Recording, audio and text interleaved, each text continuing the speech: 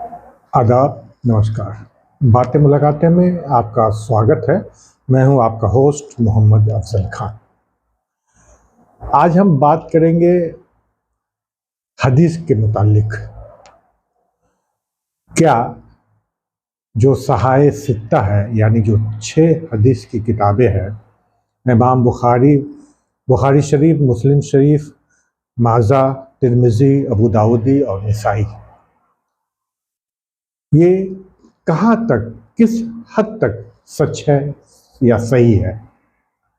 या आप ये कह सकते हैं कि क्या हदीस और सुन्नत में लोगों ने फ़र्क नहीं समझा? अगर कोई बोलता है कि मैं इस हदीस को नहीं मान रहा हूँ, ये कुरान से नहीं मिलता जुलता है, कुरान की बात से नहीं मिल रहा है, तो इसमें गलत क्या है? ऐसी बहुत सी हदीसें हैं जो मनगढ़ंत हैं, ज़ईफ़ हैं, जो फैब्रिकेटेड है, बनाई गई है। ये खुद जिन्होंने हदीस जमा किया है, ये बात कहा है। सबसे पहले तो हम आपको बताते चले कि हुज़ूर सल्लल्लाहु अलैहि वसल्लम की वफ़ात के बाद, यानी 632 में उन्होंने वफ़ात पाई। उसके बाद लगभग 250 साल बाद कुरान के आने के 250 साल बाद हदीस को जमा किया जाने लगा। हालांकि हम माने कि जो हुजूर सल्लल्लाहु अलैहि वसल्लम के साथ जो 4 सहाबा थे, जो खुलफाए राशिदीन थे, हज़रत अबू बकर, हज़रत उमर, हज़रत उस्मान और हज़रत अली, एक कितना एक माने एक ताज्जुब होता है कि ये जो 4 खुलफाए राशिदीन थे, इन लोगों ने हदीस को जमा नहीं किया। हज़रत अबू बकर के पास बताया जाता है कि 142 हदीस थी, जिसमें 6 पे मुत्तफ़िक़ अलैह है कि ये हदीस सही है। हज़रत उमर के पास 539 हदीस उनके हवाले से मिलता है और 10 के करीब हदीस उनको मुत्तफ़िक़ अलैह है, माने लोग मानते हैं कि ये सही है। और अगर आप उसको देखें तो हज़रत उमर ने तो ऐलान किया कि जिसके पास जो भी हुजूर हदीस यानी जो बातें लिखी हैं लाओ और उसको जला दो, और उन्होंने बहुत सी हदीसें जला दी। अबू बकर ने भी अपनी पूरी हदीसें जला दी जो जमा की थी। अब सवाल ये पैदा होता है कि जो अबू बकर जो हुजूर सल्लल्लाहु अलैहि वसल्लम नबी के साथ कंटिन्यू रहा, वो उन्होंने भी हदीस को जमा करने का, कंपाइल करने का काम नहीं किया। जानते थे कि आगे जाकर ये एक फितना साबित होगा।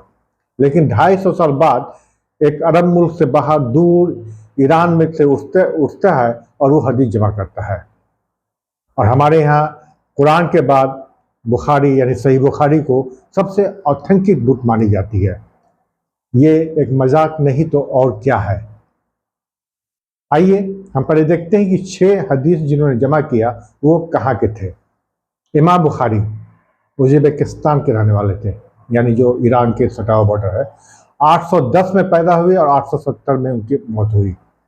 इमाम मुस्लिम जो कि निशापुर ईरान के रहने वाले थे, 875 में उनकी मौत हुई। इमाम दाऊदी सिस्तान जो कि ईरान का एरिया है, वहाँ के रहने वाले थे। 1817 में पैदा हुए, 817 में पैदा हुए और 859 में उनकी मौत हुई। इमाम तिरमिज़ी उज़्बेकिस्तान के रहने वाले, तिरमिज़ी एक जगह है, 824 में पैदा हुए, 892 में उनकी मौत हुई। इब्न माजा जो कि ईरान में ये जगह है, काज़विन, वहाँ के रहने वाले थे, 824 में पैदा हुए, 886 में उनकी मौत हुई। और इमाम निसाई तुर्कमेनिस्तान के रहने वाले थे, 915 में। अब आप ये देखिए कि जो सहाय सित्ता यानी 6 लोगों ने जो हदीस जमा की है, वो सभी अरब के बाहर के रहने वाले थे और कुरान के बाद हुजूर सल्लल्लाहु अलैहि वसल्लम की मौत के बाद 250 साल 200 साल बाद हदीस जमा कर रहे हैं। आइए अब हम देखते हैं बुखारी हुजूर के 238 साल बाद उन्होंने 6 लाख हदीस जमा की और 6 लाख में उन्होंने 7563 हदीस, हालांकि वो संख्या 2000 कुछ ही है, लेकिन डिफरेंट अफवाह में डाला गया है, तो हम मान लेते हैं 7,563 हदीस उन्होंने जमा की। इसका मतलब ये हुआ कि 98.5% हदीस उन्होंने जो खुद जमा किया था उसको रिजेक्ट कर दिया। उनका मानना है कि फेक है, नकली है, जाली है या मनगढ़ंत है। यानी सिर्फ 1.25% हदीस को उन्होंने जमा किया। मुस्लिम हुजूर के 243 साल बाद उन्होंने हदीस जमा की, 3 लाख के करीब हदीस जमा की और उन्होंने 4,348 की किताबी शक्ल दी। इसका मतलब 98.5% उन्होंने हदीस को, बाकी हदीस को उन्होंने फेक और नकली बताया। 1.5% को उन्होंने हदीस। माजा 254 साल बाद हदीस जमा करते हैं, 4 लाख हदीस उन्होंने जमा किया, 4,000 हदीस को उन्होंने ऑथेंटिक माना, बाकी 99% हदीस को उन्होंने फैब्रिकेटेड बता दिया। उसी तरह तिरमिजी है, 260 साल बाद हुजूर के मौत के बाद इन्होंने हदीस जमा की। अबू दाऊदी हैं 267 साल बाद और निसाई हैं 283 साल बाद इन लोगों ने हदीसें जमा की।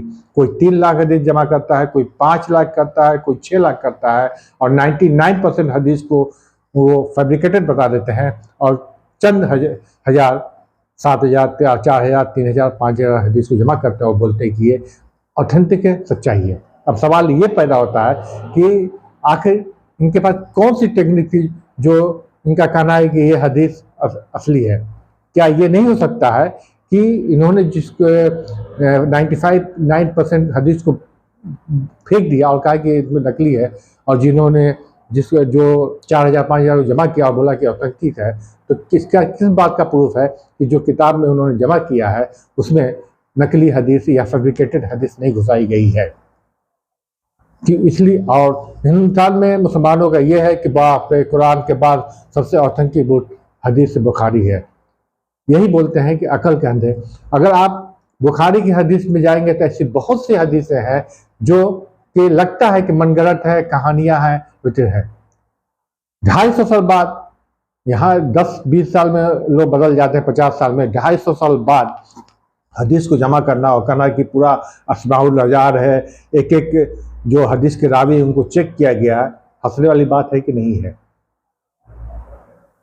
अब खुद बोलिए, कोई अगर बोलता है कि मैं इस हदीस को नहीं मानता तो हदीस मुनकर हदीस बोलते हैं।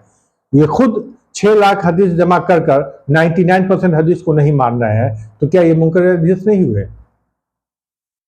और आप जानते हैं कि हदीस और रवायत के नाम पे इस्लाम में जितना तफरका फैला है और किसी चीज़ से नहीं फैला है।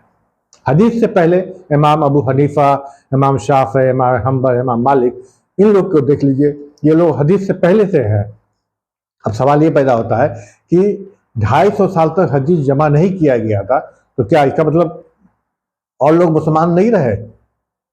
यानी वो इस्लाम को नहीं मान रहे थे?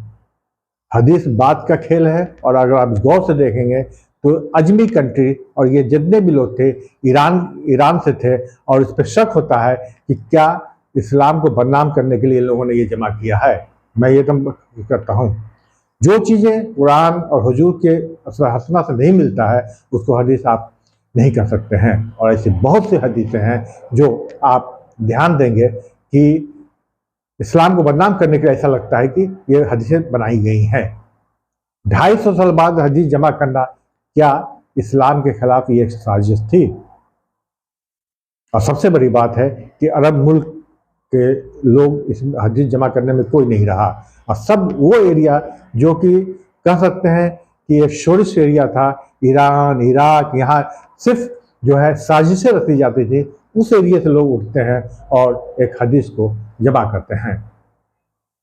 इसलिए हदीस को पढ़ें, समझें और अकल लगाएं कि कहाँ तक कुरान और हुजूर के सुन्नत से मिलती है कि नहीं। आंख बंद कर यकीन कर लेना कि भाई कुरान के बाद सही हदीस, बुखारी हदीस सबसे ऑथेंटिक है, कहाँ तक सच्चाई है। पढ़ें, समझें और उसके बाद इस पर अमल करें।